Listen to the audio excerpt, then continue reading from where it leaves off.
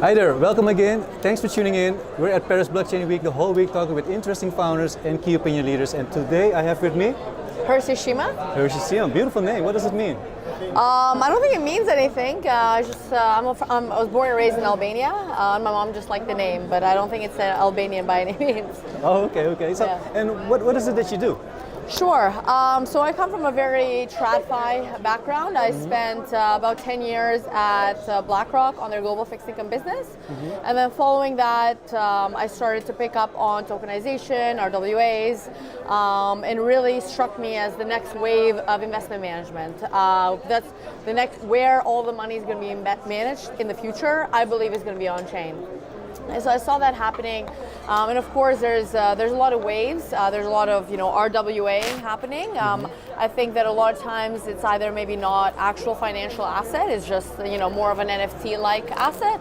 And other times you see players such even BlackRock or Apollo, and they're just tokenizing their own existing funds, which is very massive and so forth. But what I've really felt and knowing and having been in the industry for a very long time, there's a lot of really small, middle market, private credit managers, and they're very disaggregated. They're around global markets, and there's an opportunity to kind of come in, aggregate that deal flow, tokenize it, and present that deal flow to a unique set of investors globally via the magic of Bitcoin, the blockchain technology and tokenization. Okay, so are you guys primarily B2B or also B2C? Great question.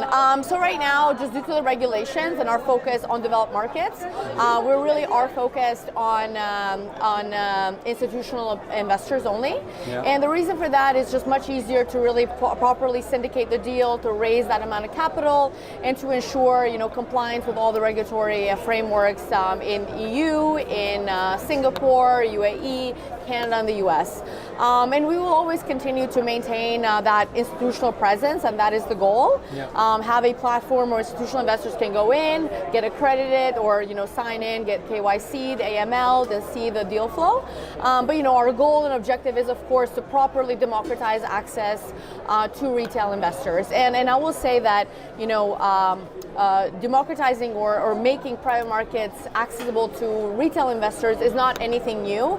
It's currently a big focus by private credit managers right now. Yeah. But this is about doing it on chain, and with that means unlocking a lot of the value adds from being on chain. And the main one of that is instant liquidity. You're able to trade your position, you're not locked in, you're able to borrow against that collateral, and of course we will be able to offer a lot of buybacks as well, and kind of use our balance sheet in the event that investor does want to exit the position, and this will be done without touching the underlying investments of the underwriter or the originators. Okay, so and how do you guys set yourselves apart from more traditional entities? Of course. So again, I think going back to my original point, I do believe that tokenization will be the future of investment management. Yeah. And just like how currently now off-chain there's the massive industry players like BlackRock and Vanguard and alike. There's the VC shops. There's the small money market managers and everything in between. Okay. So really, for us, it's about finding that niche, and where we find that niche is in that kind of middle market, private credit type of managers. These are managers that they're focused on bringing in deal flow, underwriting, figuring out what is the best way to underwrite a deal to ensure they get the capital and get the returns that they need for their LPs. They don't want to spend a lot of time raising capital, dealing with LPs, operational onboarding, and so forth. So we can become basically one big LP for them, and then manage the remainder of the deal flow, the remainder of the investors rather, and do that on chain, and really kind of optimize for that use. Okay, and what do you see as the biggest challenge for the coming 6 months? Sure. I think we're in a different spot right now from a regulatory standpoint. There seems to be a big shift, for example, out of the U.S. regulatory market from being positive on blockchain space more broadly. But I will say that having been very focused on markets during Trump's first term, the one thing that I learned is that volatility is on the rise, and you can never discount it. And even though things may seem positive, there's a lot of volatility in between. So being able to kind of sort through the noise and ensure that you remain regulatorily compliant throughout and not just at the end of the cycle. But seeing the market as it is today, have you also noticed a shift in client needs?